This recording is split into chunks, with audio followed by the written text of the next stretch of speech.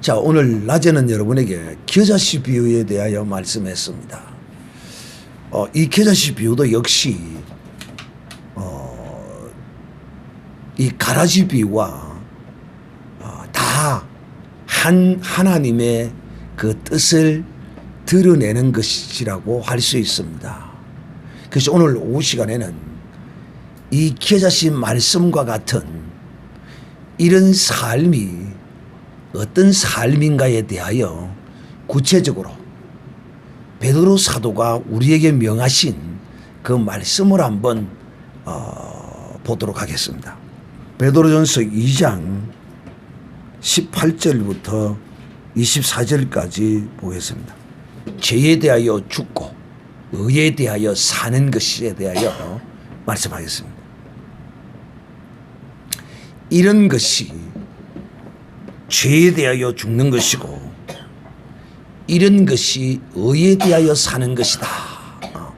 그래서 오늘 이 말씀을 겨자씨 비유의 이 공존과 하나님의 주권에 관한 우리의 삶의 구체적 실현이 어떻게 되어져야 하는가에 대하여 이 사도 베드로가 이 사회의 모든 사람들이 살아가면서 여러 관계를 가지는데 뭐 친구의 관계도 가지고 선후배의 관계도 가지고 또 직장 상사와 또 후배의 관계도 가지고 또 학교에서 선생님과 제자의 관계도 가지고 부모와 자녀의 관계도 가지게 되고 무엇보다도 오늘 이 베드로는 우리에게 어떤 사례를 들어서 죄에 대하여 죽고 의에 대하여 사는 것인가를 오늘 우리에게 설명하고 있습니다. 그것은 바로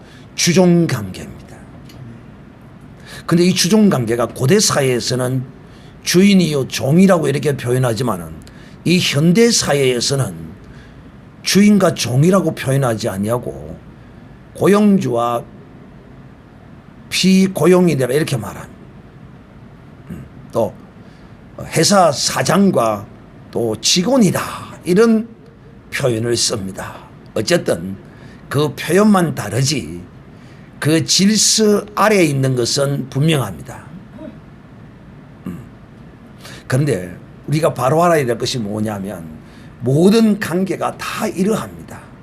정말 악하고 패역하고 정말 이건 안 되겠다 싶으면 이런 경우에는 뭐 어쩔 수 없겠지만은 약간의 어떤 인간적 실수나 연약함이나 또 약간의 조그만 유익을 더 챙기려고 이렇게 행하는 것에 대하여서는 우리가 잘 이해하고 그 정도까지는 용납하고 받아줘야 한다는 것입니다.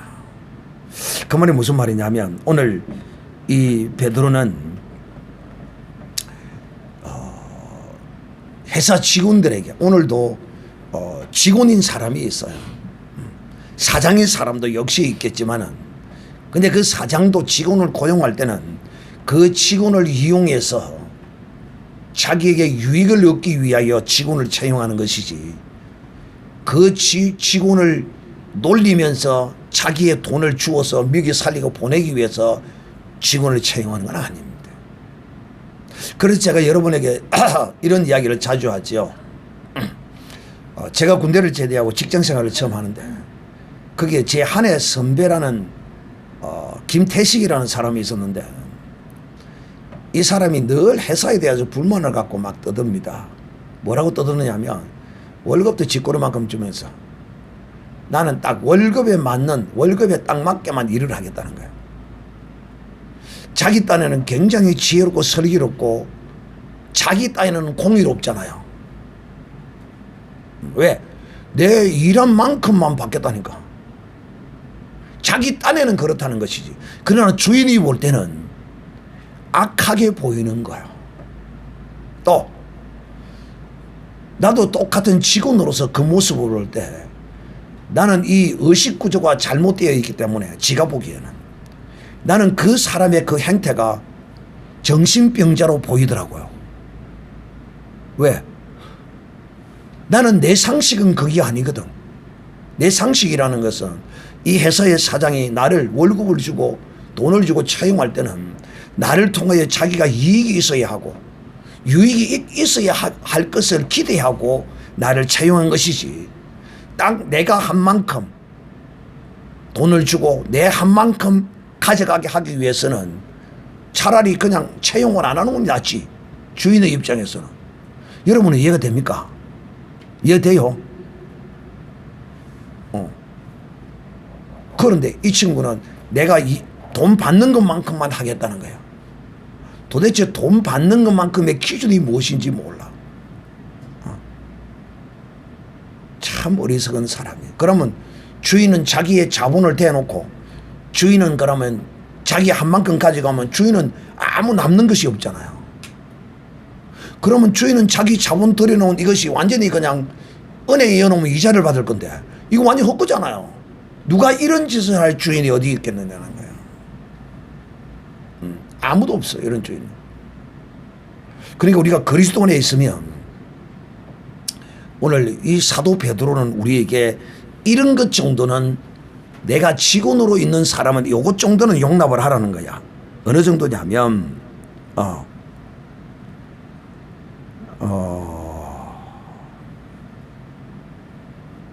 어느 정도냐 하면 좀 까다로운 주인.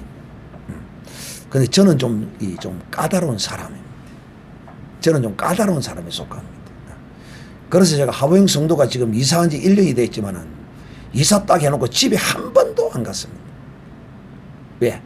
어른들이 눈에 보면 전신의 잔소리들밖에 안 보입니다. 안 그래도 어른에게 잔소리를 들어서 피해의식이 있는 사람에게 내가 자주 찾아가서 요거 하냈네, 저거 했네, 어쨌네, 저쨌네. 이 사람은 어쩌겠어.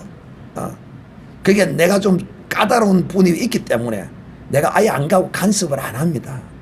그럼 또 너무도 간섭을 하면 또 어떻게 생각나면, 목사님이 그래도 작년에는 그래도 한두 번씩 뭐도 하고 말도 하고 그거 했는데, 올해는 1년 내내 가도 한 번도 우리 집에도 한 번도 오지도 안 하고, 내한테 관심이 없는가 어쩌는가.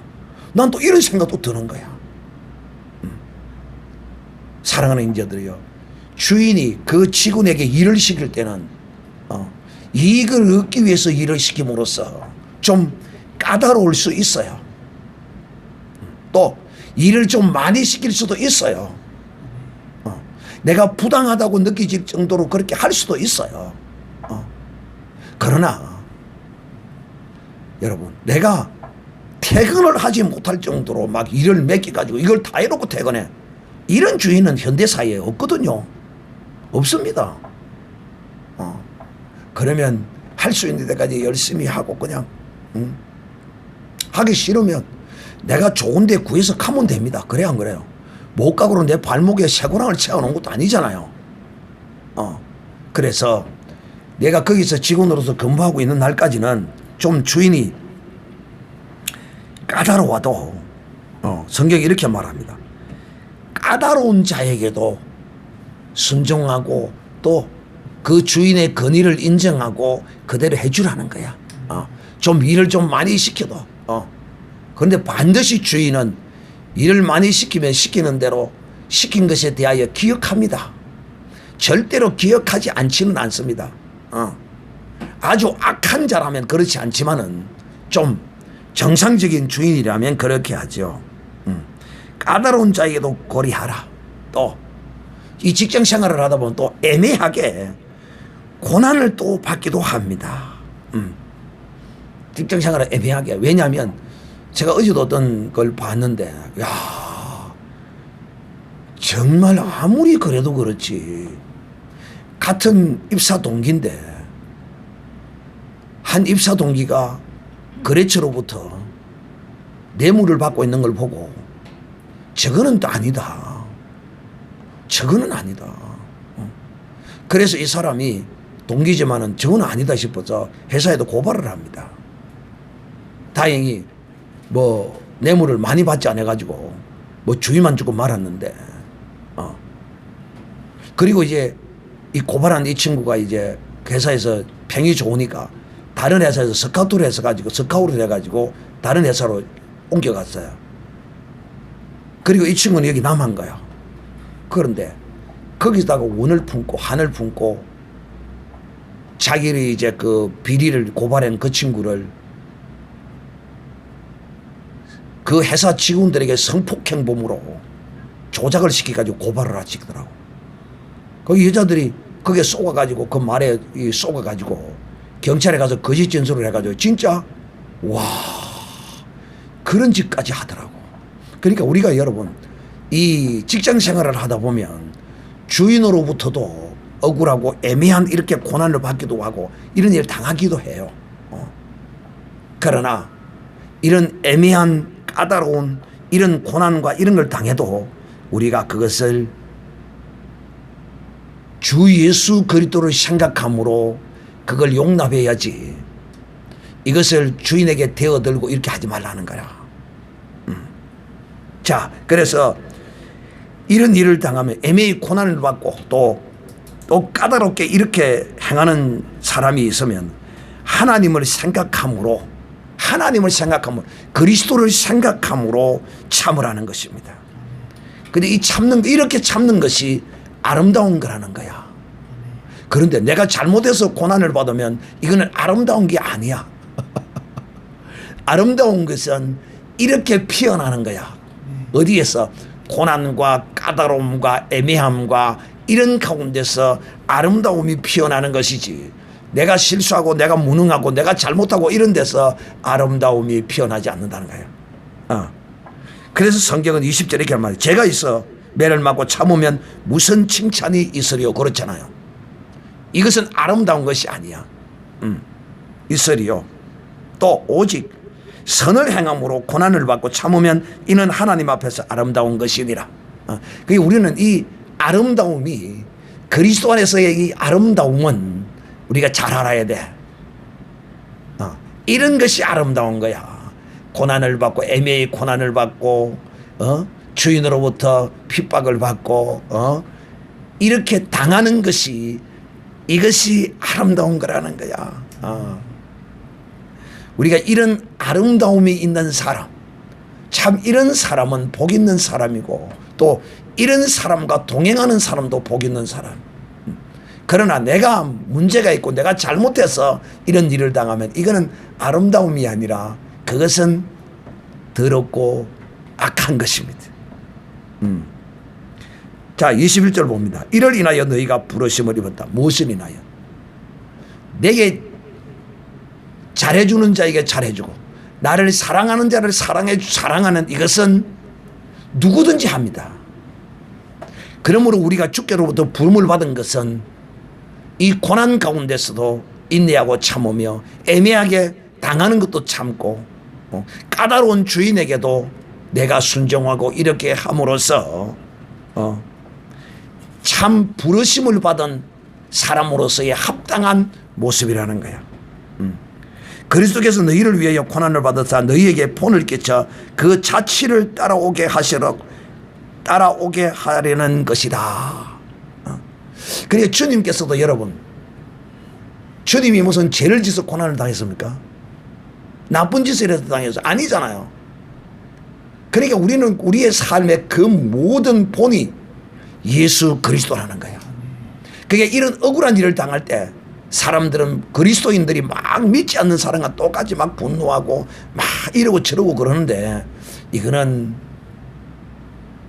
주님이 우리를 부르신 합당한 모습이 아니고, 이런 일을 당할 때 주님도 나와 같이 이렇게, 나와 같이가 아니라 사실 나보다 더하죠. 그런 것을 주님은 참으시고 인내하시고 그렇게 해왔다. 그러므로 나도 이 주님의 뒤를 따르고 있다. 이렇게 생각하면 우리가 당하지 못할 그런 거는 아무것도 없다. 아무것도 없다. 22절. 저는 죄를 범치 아니하시고 그 입에는 캐서도 없으시며 욕을 받으시되 대신 욕하지 아니하시고 고난을 받으시되 위협하지 아니하시고. 주님은 여러분 생각을 해보세요.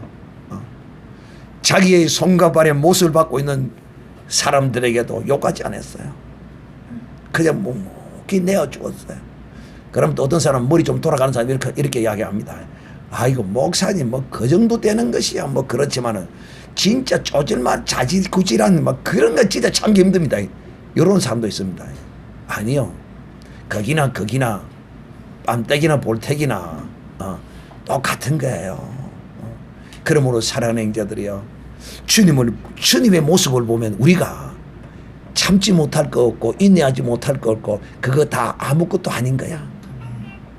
그거 다 아무것도 아닌 것이다. 주님은 이렇게 하셨다는 거야. 왜 주님이 이렇게 하셨느냐 하면 십자가 산상에서 주님이 뭐라고 하셨습니까? 모든 것을 아버지께 부탁한다, 맡긴다. 그래서 하나님은 이와 같이 이렇게 애매하게 나를 고난 당하게 하고 내게 핍박을 가하고 이런 사람을 하나님은 결단코 그냥 두지 않아.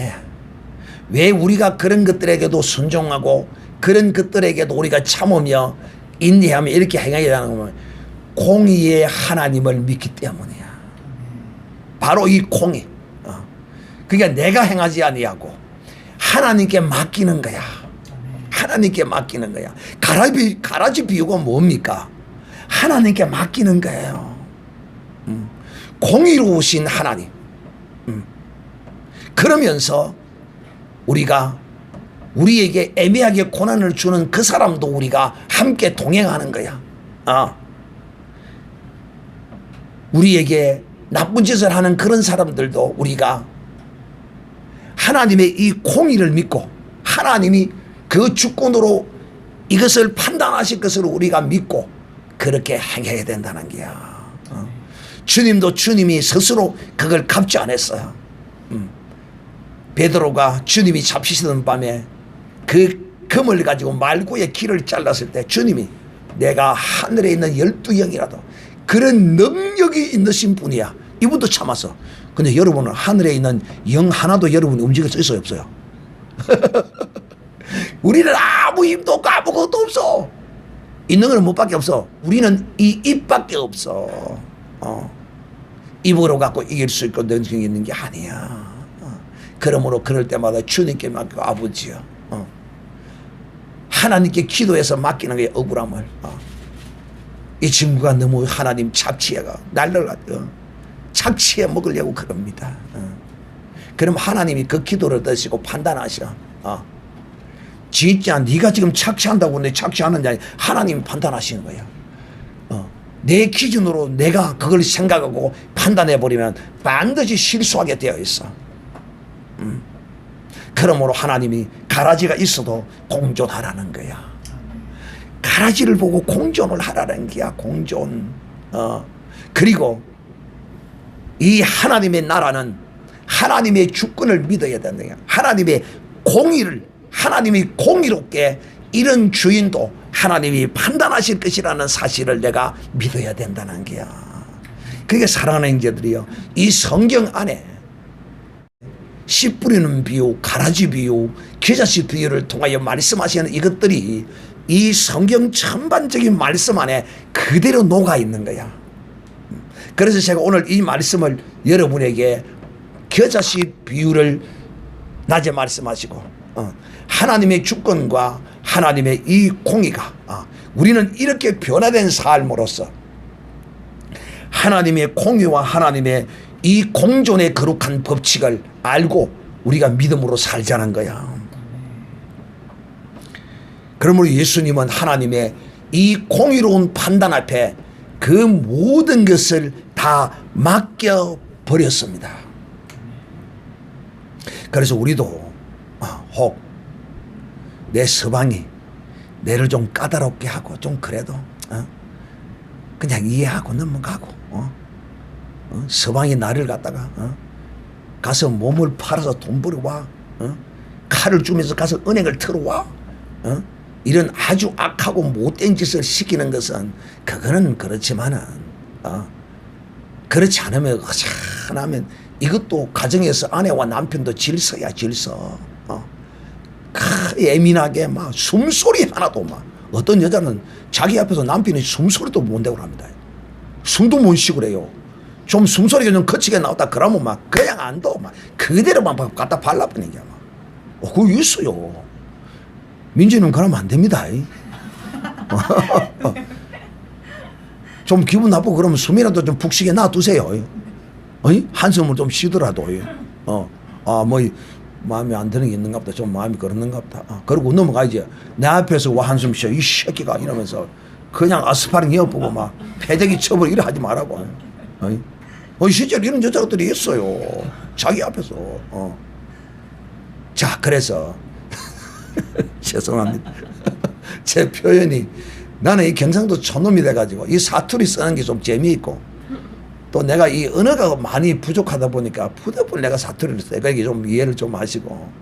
그래서 주인과 직원과의 관계에서도 이럴 뿐만 아니라 가정에서도 좀 여인들이 좀 가슴을 좀 크게 좀 해야 돼요. 그런데 이 가슴이 좁아가지고 너무 예민하게 반응하는 이것도 하나님께 맡기지 못하는 불신에서 오는 것이라고 할 수도 있어요. 근데 우리 주님은 어쨌습니까? 와, 못을 받고 치직으로 후드리치고 참 뺏어가지고 대치면 그거 어떻게 되겠어요, 그거? 지는 예수님의 덩어리를 찢었지만은 예수님이 치면 어떻게 되겠어요? 두동강이 납입니다, 그거. 그래도 예수님은 그렇게 행하지 않아서 그걸 다 맞았어. 온몸이 찢기고 상한 그 가운데서도 가시관을 쓰시고, 가시관까지 씌어가지고 그 무거운 십자가를 지고 가라 그랬어. 예수님이 덩치가 크신 분 같으면 또 이해가 되는데, 힘이 장사 같으면 또 이해가 되는데, 예수님은 덩치도 작고 삐쩍 말랐어요. 진짜 예수님은 못생겼거든요. 우리의 눈으로 보면. 흠모할 만한 모양이 없다. 이렇게 말합니다. 그런데요, 우리 헤로니 어머니는 저를 굉장히 흠모합니다. 얼마나 흠모하는 거 보면요, 내가 그럴 때 감동을 받습니다. 당신은 대머리라도 너무 이쁜 대머리다 그런 거야. 이 대머리가 무슨 흠모할 모양이 있겠어요. 그런데도 내가 그럴 때는 감동함을 입습니다. 대머리 치고 이렇게 이쁜 멋진 대머리가 어디 있느냐. 할렐루야. 나는 그래도 이 흠모할 모양이라도 있고, 그래도 나는 그래도 사람들이 말할 때, 그런 남자가 남자 같다. 막 그럽니다. 나는 삐쩍 가물어도 소리 안 합니다. 나는 그래도 좀. 근데 예수님은 내보다 더 가물었어요. 내보다 더 못생겼어요. 사람의 눈으로 볼 때. 그런데 거기다가 십자가까지 지고 와, 십자가. 그걸 지고 자기를 못 박을 그 골고다까지 걸어가셨어요. 나중에 다른 사람이 지고 가긴 했지만 못 졌어. 근데 예수님이 육신적인 힘은 없지만은 영적인 권능은요, 그 힘과는 육신적인 것과는 비교할 수 없거든요. 그 예수님께서 이렇게 하셨다는 거예요. 그러니까 우리가 모든 우리의 삶에 있어서 예수님을 본을 딱 보고 가면은 우리가 정말 이기지 못하고 넘지 못할 거는 아무것도 없어. 그리고 예수님은 하나님의 공의를 믿었다는 거야. 여러분, 이 하나님의 나라에 속한 하나님의 사람들은 이 하나님의 공의를 믿어야 할 뿐만 아니라 우리도 그 공의를 나타내야 합니다. 믿는 자가 나타내지 믿지 못하는 자는 못 나타냅니다. 그게 예수님께서 이렇게 참으신 이유는 이렇게 말합니다. 오직 공의로 심판하시는 자에게 부탁하셨느니라. 모든 것을 아버지께 맡긴다고 했습니다. 모든 것을. 이제 오늘 말씀의 결론입니다. 24절. 친히 나무에 달려 그 몸으로 우리 죄를 담당하셨으니. 예수님은 이와 같이 자기에게 이렇게 행하는 자들을 그것을 다 용납하고 받아주셨어요. 근데 우리가 사는 이 삶에 있어서는 다 이러지 못할 어떤 것도 있기도 있어요. 그런 것들은 분별해서 그리 하시고, 또 그러나 원칙적인 입장에서는 이렇다는 것입니다. 왜 이렇게 우리 죄를 담당하셨느냐 하면 바로 주님께서 이렇게 행하신 것은 어떻게 행하셨다고요? 자기를 십자가에 못 박고 온갖 고난과 이런 고통을 안겨준 이들의 모든 것들을 하나님께 다 이렇게 맡기신 것은 왜 그렇게 하느냐? 이는 우리로 하여금 죄에 대하여 죽고 의에 대하여 살게 하시기 위하여 이렇게 하셨다는 거예요. 그러므로 여러분은 죄에 대하여 죽기를 원합니까? 네. 그리고 의에 대하여 살기를 원하십니까? 네. 그리하면 이렇게 하라는 거야. 어떻게? 내게 까다로운 주인에게도 순종하고 복종하고 살아라는 거야. 그러면 죄에 대하여 죽고 의에 대하여 사는 자가 된다는 거야. 왜? 내가 하나님의 말씀에 의지해서 주님을 바라보고 주님을 본을 보아 주님의 어떠함을 쫓아서 행하기 때문에 오늘 성경은 의에 대하여 이렇게 하는 것이 산다는 거야.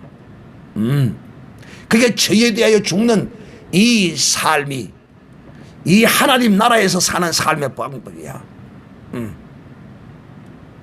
이렇게 죄에 대하여 내가 죽으면 나는 의에 대하여 사는 자가 되는 기라. 이게 뭔 말이냐면 예수님을 본받아 행하는 것이 죄에 대하여 죽는 것이요, 예수님을 본받아 행하는 것이 의에 대하여 사는 것입니다. 할렐루야.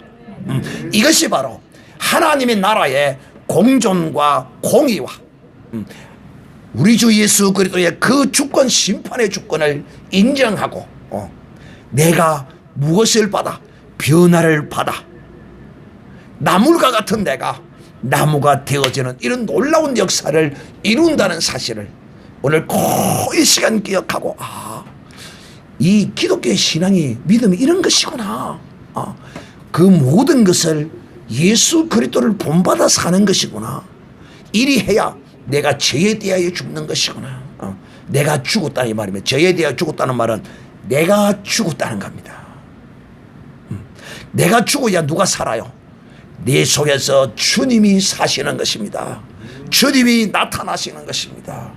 그러므로 여러분, 이 겨자씨 비유, 가라지 비유, 씨 뿌리는 비유, 누룩 비유, 이 모든 비유를 통하여 주님이 우리에게 말씀하시고자 하시는 그런 하나님의 공의와 또 주님의 이 거룩한 공존의 거룩한 법칙.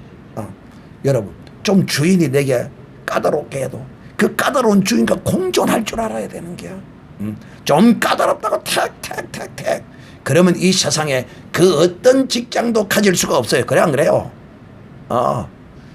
그래 여러분, 교회를 와야 이걸 배우는 게야. 교회를 와야 이 내 눈이, 내 시야가 객관적인 시야로 이것이 넓혀지는 거야. 그러나 교회를 오지 아니하면 이런 진리의 말씀을 누구도 가르쳐 주지도 않고 배울 것도 없어요.